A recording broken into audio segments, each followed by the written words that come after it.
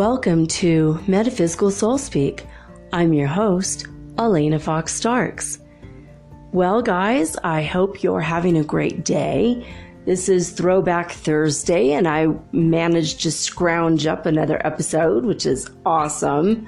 I thought I was going to have to announce this was a week we don't have any more episodes, but I do have little 5-minute clips that I'll play over the next couple months after we're done playing the actual episodes, and it's called the 5 Minutes of Therapy for Your Spiritual Success, and it's kind of like spiritual homework. So when I mention it at the end of tonight's episode, it's not going to actually play. The episode that I'm going to play for you tonight is raw. It is uncut, unedited, is absolutely raw footage, so you get to hear our mistakes. I was talking and my son was on the show when he was just 10 years old, so he has the most adorable little boy voice. Now he's practically an adult and has a grown voice, so it's really nice, at least for me, to hear him back then. There's a couple times we said erase, we're going to cut out this part, and well, I'm not going to do it now. Back then I was very scared. I was always a perfectionist and trying to get everything just so and absolutely tight. As far as the time, I had a strict 30 minutes. I could not come in under the 29 minutes or go over 30 minutes. Because I was part of a radio station. So I've noticed a lot about myself since then, is that I accept myself as a human being more than I did back then 6 years ago. It just feels like in the past 6 years, I've lived 20 or 30 years. I don't know. Have you guys felt that? The past 5, 6, 7 years, it's just so much has happened. I feel like we've all grown. I heard from my near twin today, and we had a conversation about it, and he's like, yeah, you know what, he's like, I'm really getting my life together. He got a really good job, he bought a really nice house. When I knew him, he was so far in debt he couldn't even afford a car. So like when I first met him, so from that to being like making tons of money, people are growing in different ways. I don't know, how have you grown? I know for me, I was telling him that I don't take crap from anyone anymore. I've had a couple men really recently kind of proposition me, and one of them at 1 in the morning, hey, come out with me right now. And it's like, no, I'm a respectable, proper woman. If you want to go out with me on a date, like in a restaurant, call me 2 or 3 days in advance, treat me like a lady, And he was just like, well, yeah, in a magical fantasy world. I can't believe he said that to me. I'm like, sorry, dude, you're not what I'm looking for. I have absolute respect for myself, and I don't need to be propositioned in a 1 o'clock in the morning booty call anymore from like as a first date. It's like someone I've been trying to talk to for like a year, and we never have gotten our plans together. But then this is the kind of person he turned out to be. God protects you. When you're one of God's own, you're going to be protected. That is an absolute fact. So, I've had people ask me out, and I said yes, and I couldn't wait to go out with them, and then I'd suddenly come down with the flu, like an hour before. Or something would happen to them, It's God protects you. God always protects you. It's really crazy. It's really good. It's awesome. But put that in your energy field. Actually, if you guys, when you guys pray or meditate, or you have your quiet time, your mindfulness moment, literally tell the universe, I need you to protect me. Protect me from people that would harm me or that do not have the best of intentions towards me. People who would hurt me or anyone in my family, or who just aren't good. For my mental health. Protect me from those people. Allow those people to be kept away from me. I don't care through what means, whether it's a hurricane or, accident or an illness, theirs or mine. It doesn't matter. Just keep me away from those people. You don't even have to give the universe suggestions. Maybe don't do that. Maybe it's best not do that. Let's just not, suggest something. But I don't know. There's years ago, though, I met a guy. I loved him so much. We talked on the phone probably 250 hours, really, like every day, 1 or 2 hours for like a couple years. And we just really loved each other, and we could never get together. Like, I was going to meet him, and his best friend in Indiana died, and he had to go to the funeral. And he's like, I can't freaking make it. I can't believe it. We had a weekend planned to be together, to finally meet. And we were going to go to a really fun pirate party. We were going to dress up like pirates.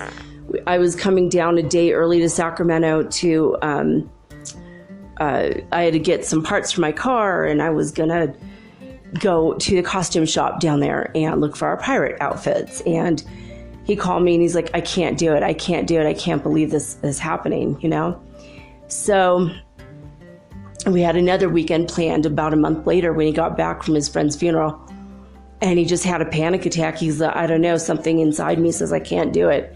And I don't know why. I don't know what it is. And I didn't hear from him for like a couple months. And then we start talking again. And it took like 2 or 3 years before we finally met in person. And when we did, we met at the mall and we talked for a couple hours. And I was just like, I know in just a matter of months, I will be head over heels in love with this man. He is a marvelous person, totally perfect for me, great person. And I felt so close to him, and I felt so much love for this guy, and he felt the same, and I said, what, let's go back to my hotel.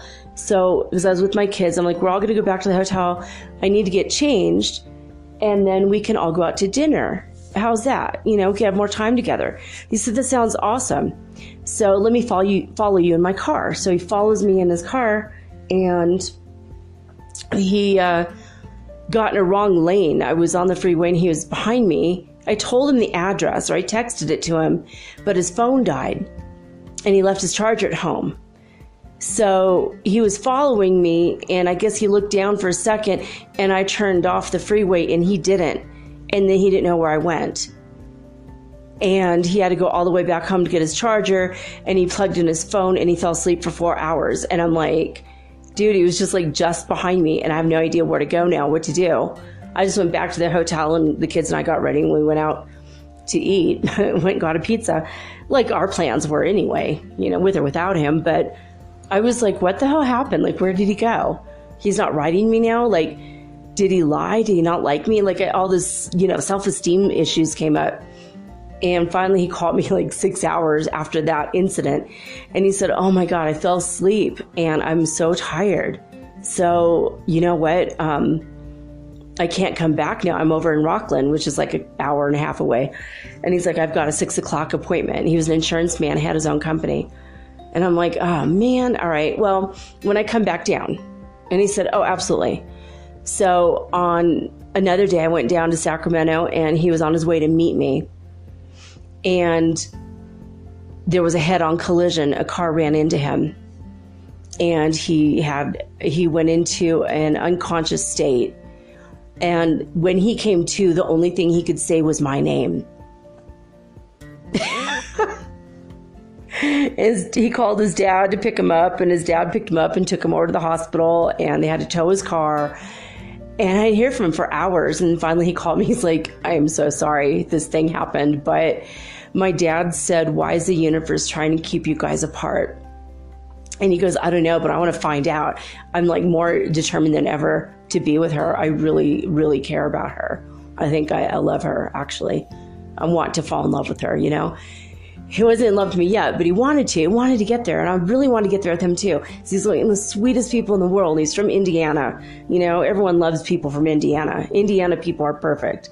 Really wonderful, sweet, loving, open-hearted people from my experience anyway. And it was just like one thing after another after another. I ended up moving to the Bay. I didn't go to Sacramento anymore, which is where he worked. And I just started dating somebody else. I kind of forgot about it. I was like, Jason, I don't think we could do this. And then one day I got a random email from, like maybe not even a year later, maybe 9 months later, I got a random email from his company saying that someone else had taken over the company. And this was something he had worked for his whole life. And he'd had like one little location, and then he became like in charge of all the region, like several offices, and he was like growing, and he was becoming wealthy and doing what he loved, helping people get insurance, right? Really good man. So he never called me again. He never wrote me again, ever, since I got that email. And they said, well, he has stepped down, and so we took over, and this is your premium for the month. And I said, you know what? Cancel my policy. I was only here because of Jason. And I never heard from him again. And he told me when he took over the regional manager's office, the only reason people in this company would ever step down is if they are dying or if they died. So I know he died. And the only reason that God protected me in this situation was because he was going to die. And I just went through I had just gone through my ex-husband dying of cancer, and God knew I couldn't handle that twice. Not in a row, not within 2.5 years of each other. So sometimes God will protect you in weird ways, like not always from bad people, but from a situation that was bad. Or a situation that would put you off the track of where you needed to be for yourself, for your life, and for your future to be the one that you wanted. I mean, if I had married Jason and he hadn't died, I would still be living like in Sacramento in his $300,000 house, which is what he owed on it. But now the house is $250,000. He was underwater in the house. They call it like being underwater, or, it's just like the bad housing loan situation. I would have been maybe deeply in debt with him and living in Sacramento, and I never would have gotten to travel. Might have been okay. I mean, he was a great guy, but my one true calling and purpose in life has to become into my own as a shaman, as a Heyoka shaman. Like, I could not have been who and what I am right now today if I had been kept safe and been in a beautiful, loving, sweet relationship in one city where I'm always there, versus having traveled 6 countries more and seen a great variety of situations and people and energies, and learning my power as a healer. I would not have explored it if I'd been a happy homemaker wife type of person. I probably never would have started this radio show, to be honest. And I think I'm helping people with it. So, I mean, even though God protected me from that life, it would have been a wonderful life unless he died. But then, you know what I mean? So sometimes God will steer you in a direction that you have no idea where you're going, but you have to trust. So I know, it's my 2 cents for today. I have some earth news I wanted to get into before we get into the actual Throwback Thursday episode. The first thing is the Ascension scale today is 97. So we came down 2 points from yesterday. A little bit more manageable, according to Paul Butler in his research and his meditation, as well as my direct experience also. We are having a lot of ascension-y like dreams. You wake up and you feel like you're kind of floating and kind of like you don't want to get up. Maybe today not as fatigued as yesterday, but still kind of like, well, I could get up, but I think I want to dream more because I think I'm earning something out of my dreams. That kind of feeling, like you're feeling floaty and happy and relaxed. I'm going to go back to sleep for another 2 hours. And that's when you start having the crazy dreams, the psychedelic dreams, and it's because they're being affected by plasma. There's been a lot of solar winds on the sun. Since that sunspot has come back around to this side facing us, there's been a lot of energy radiation coming towards us. And it's affecting us. It's affecting our dreams. And in that, those packets of light from the sun, there are energetic packets. And I'm seeing it as like a cobalt indigo sort of blue. And I'm starting to see pieces and bits of violet. Now, I'm in the lower half, if you will, of the earth. I know the top half, several people have already said they're feeling violet energy. I'm usually getting that a few days late, or later after them. This morning also we had a lot of orange, like a peachy, like the whole sky was like sepia brown. It's like I'm living back in the 1800s when everything was black and white or sepia. I'm just kidding. Things were in color. It's just that the cameras weren't. When I was a little kid, I used to think that everything was brown. I'm like, God, must have been so boring living back then. I really felt like no one had any color or anything. It was like their pants and their dresses were all brown and white. How boring. But yeah, I woke up, the sky today was just like this, almost like a peachy color or orange, the whole sky for hours. And I just laid in bed and kind of watched it through my window. And then in the afternoon, it was more blue, and there's several very pale blue, gorgeous, different colors than usual. I don't know. We're going to get more and more of that, and the more we head on into the fifth dimension. But so Schumann resonance news today at 12 o'clock UTC time. It says, for now we see another day of medium activity in which the amplitude is grazing 40 hertz. The peaks so far have reached 36 hertz at 6:40 a.m. and at 8:10 UTC. The vertical lines disappeared again from 9 UTC on. And then the evening report at 1700 was calm. So as far as the solar event situation, we are expected to be hit by a coronal mass ejection on the 11th. So in 2 days' time. Scientists are saying that it's a great possibility.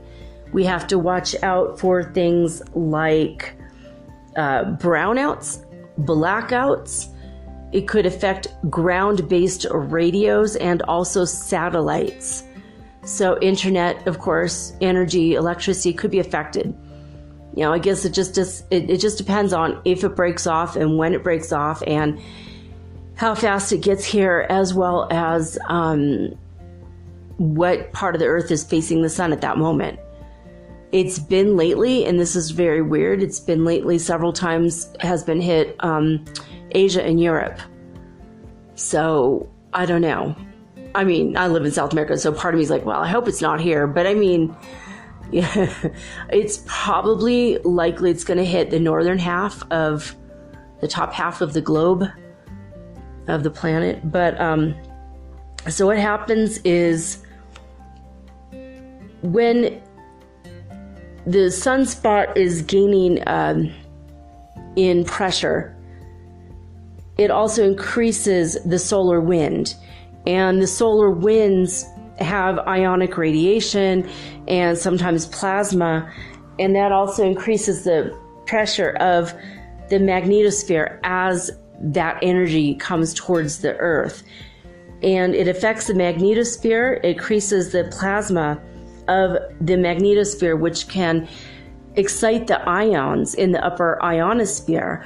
And that's what causes the northern lights. So they are expecting this weekend there will be a lot of northern lights in Canada and the United States, at least the top half of the United States. And obviously, you know, Alaska and way up at the very top of the globe. That's usually where it hits. So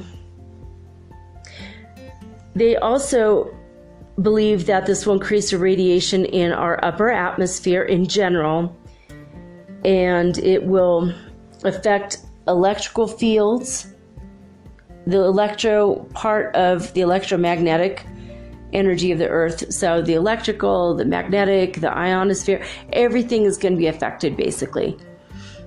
So be aware of that and meditate and try to be consciously aware of the colors that you're seeing in your mind's eye when you meditate and the feelings that you get and where it affects you or touches you in your body.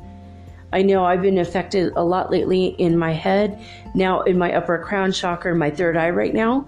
There's a lot of, like I said, the indigo, cobalt blue energy is related to the third eye, pineal gland. So with psychic ability, and that's going to start coming online for you. If you have never been psychic, you might start finding yourself being a little more psychic. You know, someone rings the doorbell, you know who it is, or you hear the doorbell ring before it actually rings. Or the phone rings, or someone texts you and you hear that ringtone, and if it's not a specific ringtone, you still know who exactly it is. You know, so be aware of it. Be aware of it.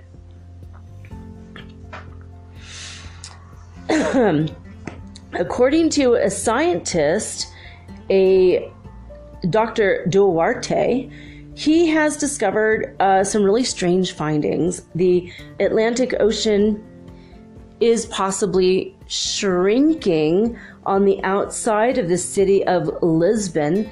They have discovered that, or at least by computer 2D model, as well as a couple other discoveries in the region, there have been a lot of massive earthquakes that have been absolutely devastating in the past.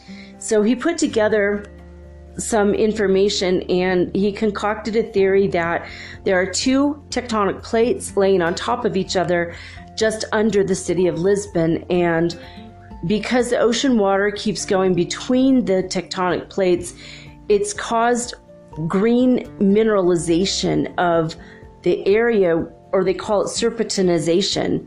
Serpentine. Okay, here's another serpent thing. 2 in a row now. The next story I'm going to tell you is going to have the word serpent in it again.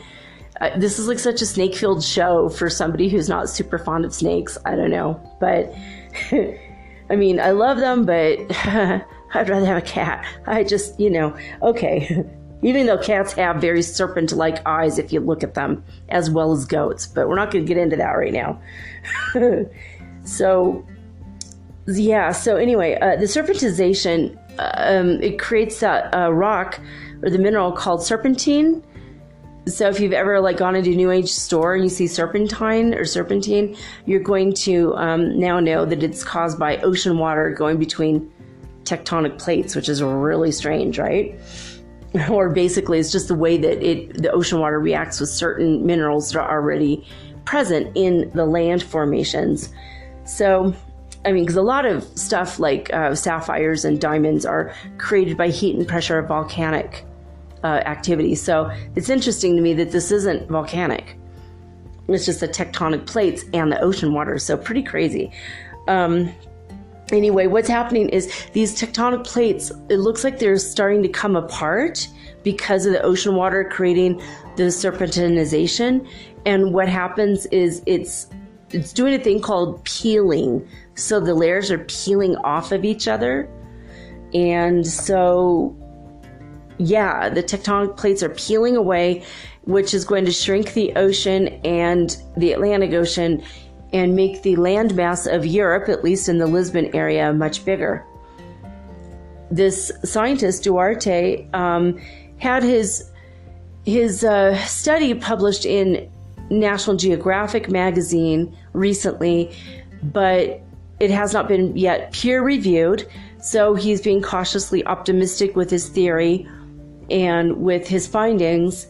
He and his team are planning in the next month to finish up their paper and get it published quickly in a peer-reviewed journal to see what happens, as well as, you know, besides this part of his theory, he has another part of his theory in which he believes in another 100 million years, I think he said, maybe it's 10 million years, but a lot of time, more than we all have,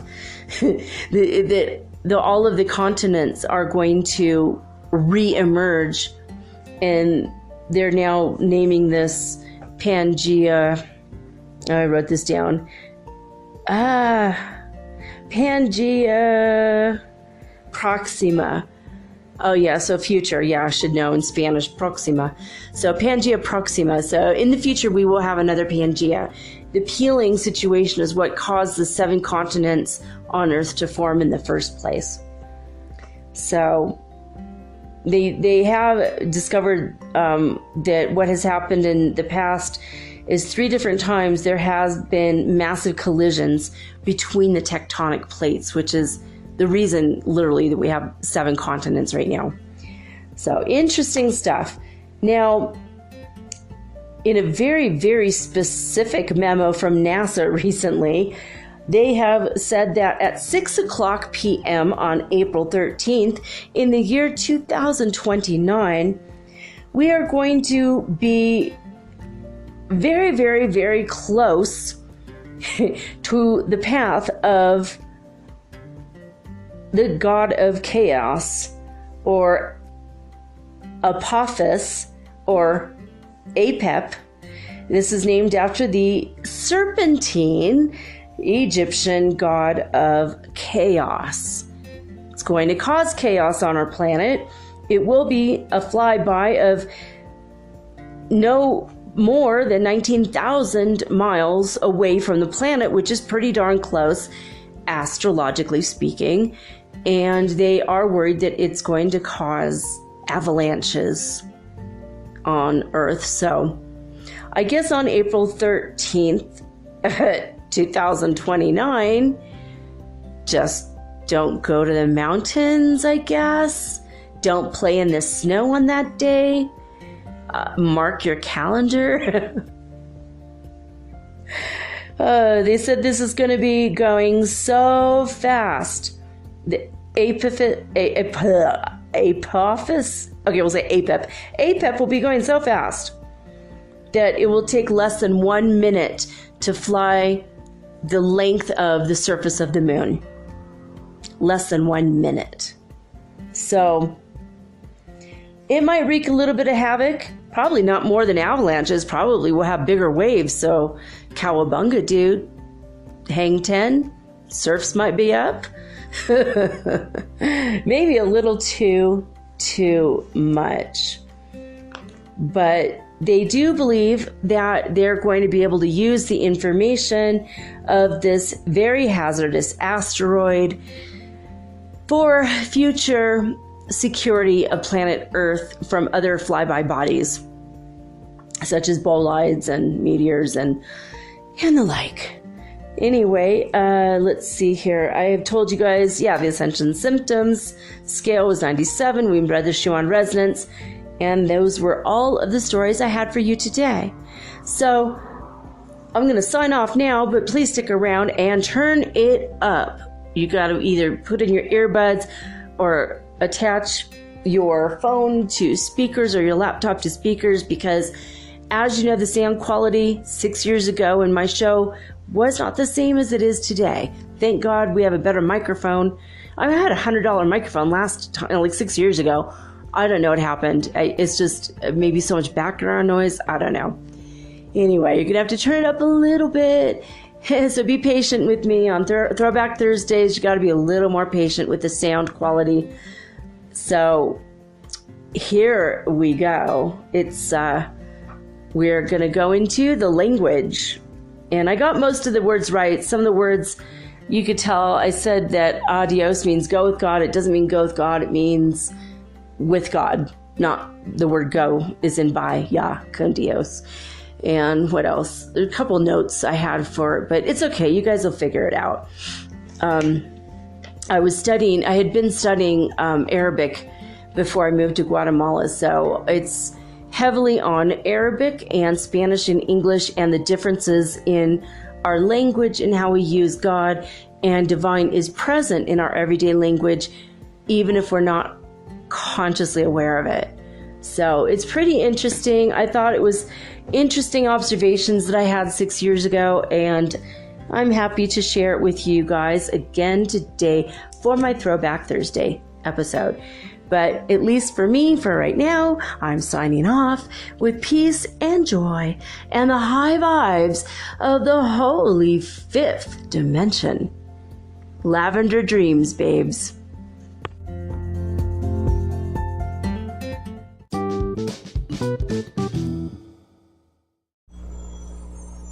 Hey you, have you ever thought about having your own podcast like me? Was it even a New Year's resolution? For me, it sure was. But as I've been looking into this for months, I was daunted. There's so many questions I had. When I was trying to get this off the ground, I was wondering, how do I record the episode? How do I get it across all the platforms? How do I get my podcast on Apple Podcasts when I don't even have an iPhone? How do I get it onto Spotify and all the other places? How do I get people to listen? And how do I make money from my podcast? How do I edit it? Oh my God, I had all these questions, and I was so confused until I discovered the simple answer is Anchor. Anchor is a one-stop shop for recording, hosting, and distributing your podcast. Best of all, it's 100% free, and it is ridiculously easy to use. And now Anchor can match you with great sponsors too, so you can get paid to podcast. All you need to do is record it. You don't have to go out and look for people to advertise on your show. They help you. So basically what I like about podcasting is I don't have to have a video of myself. You don't know if my hair is dirty or if I'm still in my pajamas or even if I'm wearing makeup. Haha. And it's so easy. I could do this from the comfort of my own home in my living room using this amazing app right from my cell phone. So easy, right? So if you've always wanted to start your own podcast and make money, by the way, doing it, please go to anchor.fm/start. That is anchor.fm/start to join me and the diverse community of podcasters that are already using Anchor. Again, that's anchor.fm/start. I can't wait to hear your podcast, and I can't wait to favorite you. Woohoo! Let's be broadcast podcast buddies. I'll see you there.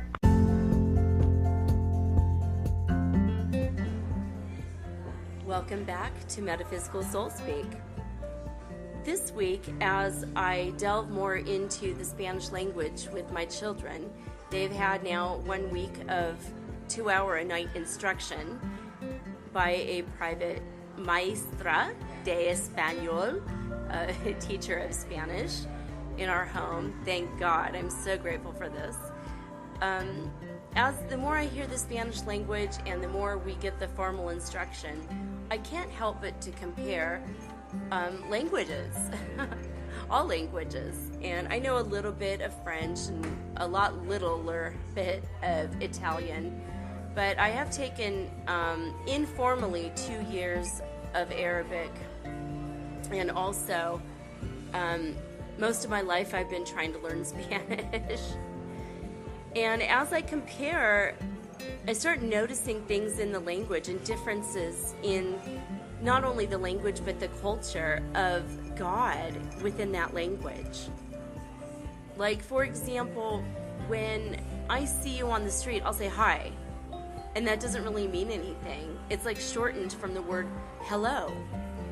And many, many years ago, I was talking to my friend Tom, and I'm like, Tom, I think it's a little bit sad when people call us on the phone or we see them in person and we say hello, and he goes, why is that? I go, think about the word. You're literally saying hell, oh. It's not a very pleasant word. Like, why don't we just say heaven-o? Heaven-o. Like we're wishing each other earth on, or heaven on earth. And so my friend Tom and I started saying heaven-o to each other and to other people, but unfortunately, it did not catch on. It did not catch on at all. And I started realizing that we say goodbye, which is kind of nice. We're wishing people a happy trail, goodbye. But yet, I started looking into that years ago also, and The Quakers, when they first came to this country, used to say God bye. Everybody would say God bye, which means basically as you go on your trail and you're saying, bye, you're acknowledging that God will be with you, protecting you on your path. So that's another, not only do we have hello, we have goodbye instead of heaveno and God bye. I wish the heaveno would catch on, so if you want to start that trend, I would be so thrilled. By the time I get back to the United States, I would love to hear half the people I meet at least say, heaveno. I doubt it will catch on, but it's just my little thought. Another thing that we say is hopefully, or I hope. But if you're going to say this in the Arabic language, for example, what would you say, Virgil? My son here is here with me. Inshallah. Inshallah. And it means Inshallah, which means Allah will will this for you.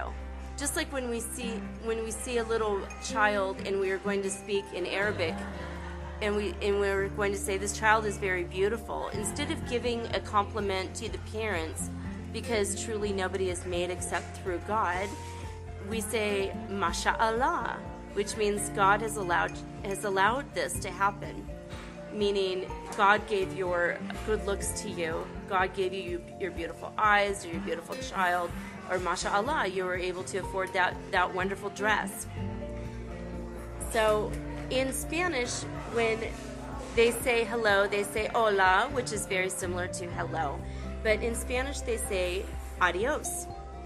And when you ask everybody speaking in Spanish, whether you go to Mexico or any part of Central America or South America, they all say adios. My friends from Spain also say adios. But when you say, what does that mean? They will all say, it means goodbye. But it really doesn't. When you break down the word, it actually means adios. And it's like you're saying, go with God, which is very similar to the Quaker version of God bye. So I started asking around, and a good friend of mine, actually I'm here recording this episode this week in Frida's restaurant, again, my favorite restaurant. And as I asked Sergio, one of the owners here, how do you say a simple blessing? Like, I'm familiar with the Catholic prayer because I grew up Catholic. I would like to know, how do you say a quick little blessing? Because when I get my food, I will say in English, thank God, or sometimes I'll say Bismillah if I am with my Arab friends. And what does Bismillah mean, Virgil? Does it mean God bless this food? Okay, let's just restart that part. Ask me. So in Arabic, Bismillah means God bless this food, if you're going to talk about your food. Or you could say Bismillah, bless my house, bless me on my path. When you get in a car and you go anywhere, you say Bismillah. When you come back, you say Alhamdulillah, which means thanks God. And I always say God bless my journey and thank you God when I come home. And the same is true in Spanish. My friend Sergio told me that you say gracias a Dios every single time you sit down for a meal, or you put something in your mouth before you eat or drink. You say gracias a Dios. You're just asking God to bless it, but you're thanking God, and you're having an attitude of gratitude in your everyday life. And if you're not currently doing this in your everyday life, including God in the littlest bits of your life, try it. I'd like for you to try it this week because it's very, very important. Another thing that I've noticed is we tend to say, my God, or oh my God, whether it's something good or something bad. It's like we're always pulling God into our language. I don't know if we're pulling God into our minds or into our hearts when we say this.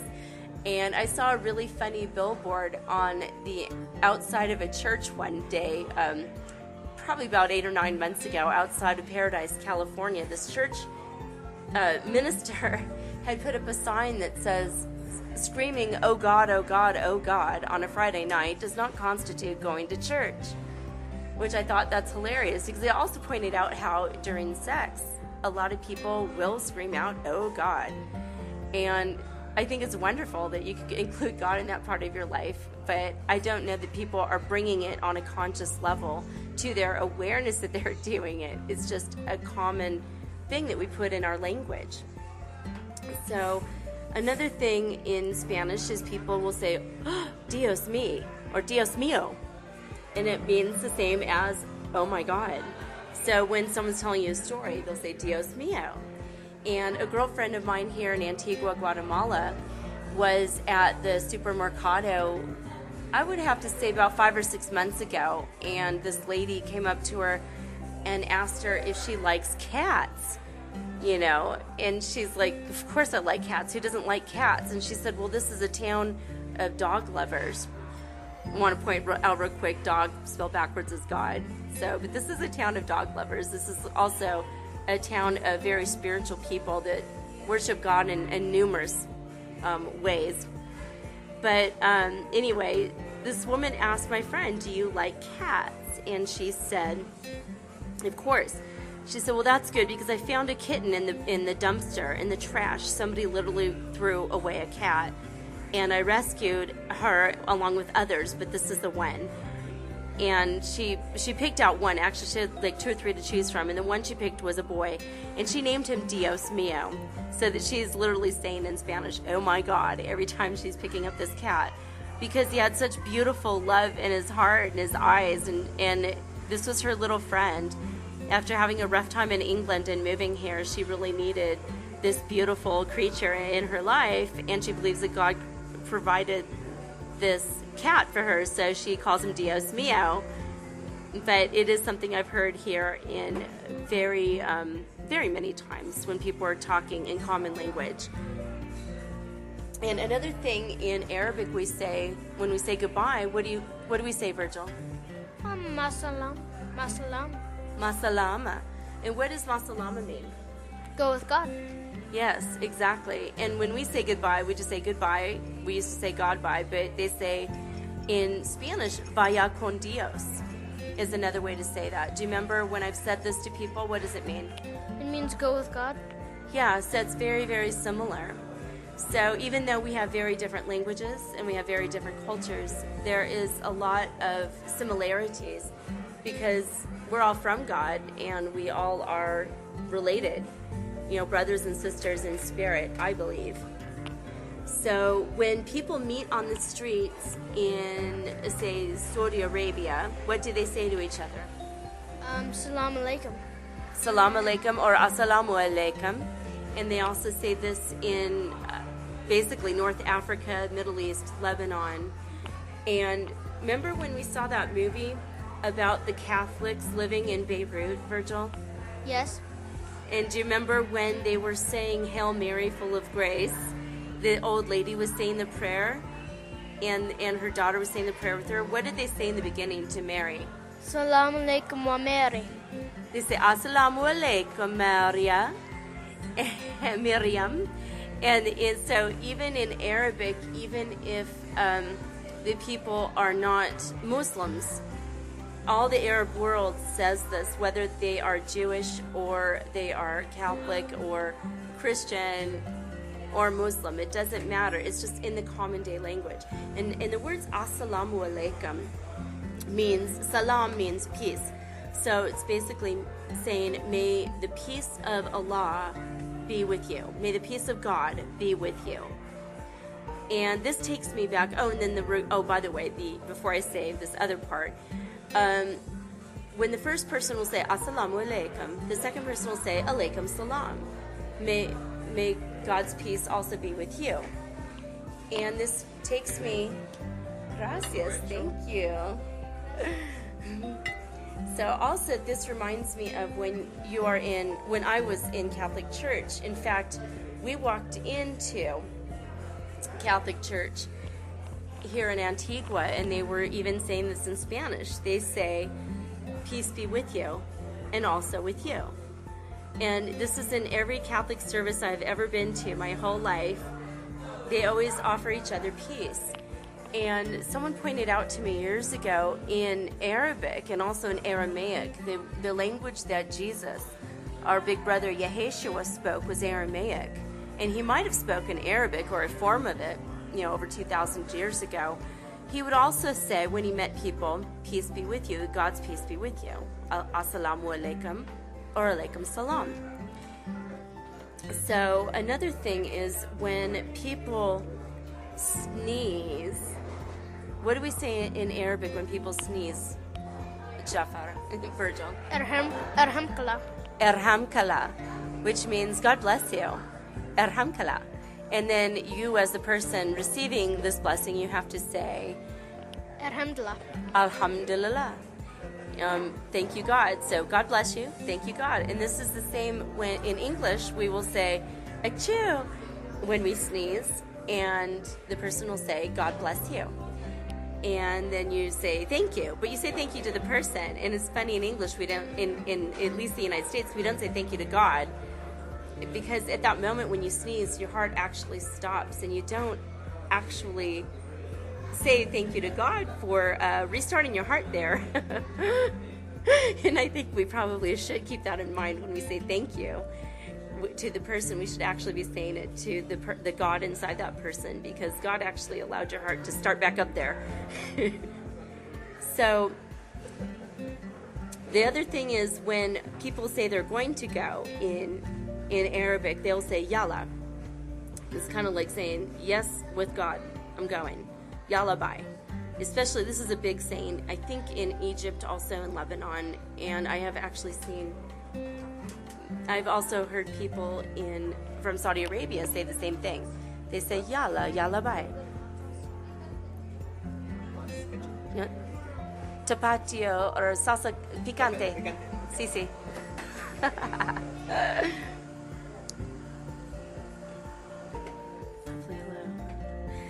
So this has just been my little study of language here, between Spanish and Arabic and English.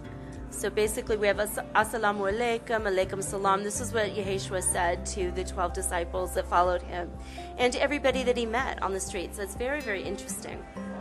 And good, God bless you. Oh, in Spanish, they don't say God bless you. When you sneeze, they say salud, which is kind of like cheers, which is what you would also say if you're going to raise a glass of wine to a friend and you're going to offer them cheerful saying, like a cheerful, like cheerful wishes. Like in English, we'll say cheers.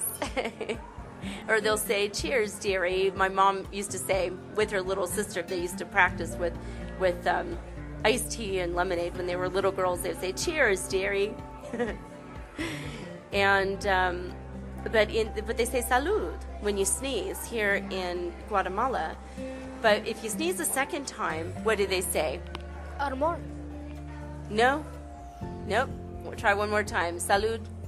Dinero. Dinero. Then the third one is Amor. Amor. Salud. Dinero. Amor. And then Dios. And then after Dios, no, it's not true. It's okay. We'll start this over. We'll do the section over again. So when a person sneezes in a Spanish-speaking country, especially in Guatemala, the people around them will go salud, like cheers. And the second sneeze, when you sneeze, is dinero, which means money. Money. We're offering you money. I don't know if that's offering you money to quit sneezing or how exactly that is. But then the third sneeze, if you are still sneezing, if you say you're having an allergy fit or you're starting to have a cold, the third one is Amor. Amor is I love you. Or no, love. Love, yeah, love in general. We're wishing the person, okay, well, I'm wishing you to have cheer. I'm wishing you to have many. I'm wishing you to have amor, love. And the fourth one is doctor. Doctor. Because you need a doctor if you're sneezing 4 times in a row, whether it's allergies or a cold. And the fifth thing, if you sneeze 5 times in a row, it's Dios. Because after that, you might not live because your heart just stopped 5 times. So that was another commonplace in the language here in Guatemala, where people use God and they're pulling the remembrance of God into their everyday speech and into their everyday lives. So that is pretty much all I have to say about that. I love languages. I'm going to keep studying in other languages. We're going to finish up our stay here in Guatemala in 2 to 3 months. Following, inshallah, as God allows this, we shall be following this through Colombia, Ecuador, and Peru. And so basically we're going to be spending the next 12 months focusing on the Spanish language. And at the end of this journey, we will hopefully go take a break in Greece and study other cultures and ancient cultures, especially the culture of Greece. And we will be bringing a lot of shows from Greece over the course of 3 to 6 months there.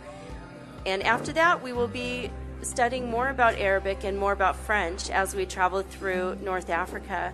So please keep in touch and stay tuned. And if there's anything at all that you want to bring to my attention, anything you'd like to hear a show about in the future, please let me know. I'm all ears. If you would like to go to my website at soulspeakradio.com, you can write me a letter right on that first page. We always love to hear from you. And my son will be starting his radio show soon, and we're hoping on Fridays that will air. And that's going to be called Kick Your Ass. That's Kid Coaching. He is one of my sponsors on my show. He has his own business where he educates millionaires on how they can better use their time. He's 10 years old, but he's got a knack for business, and he is a really good coach.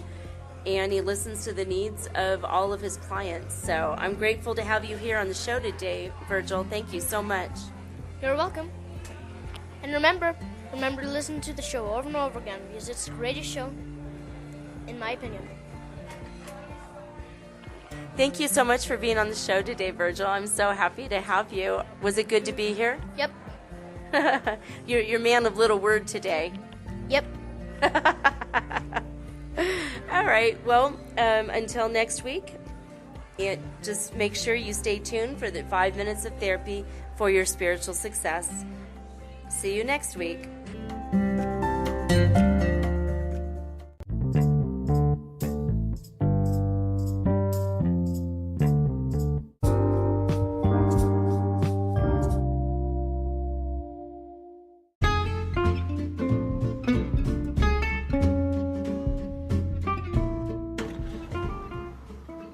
Metaphysical Soul Speak is run on sponsors and listener support. This means listeners like you. If you are so inclined to support my efforts and my little podcast, please visit me at anchor.fm/metaphysical and pledge an amount of your choosing today. Thank you.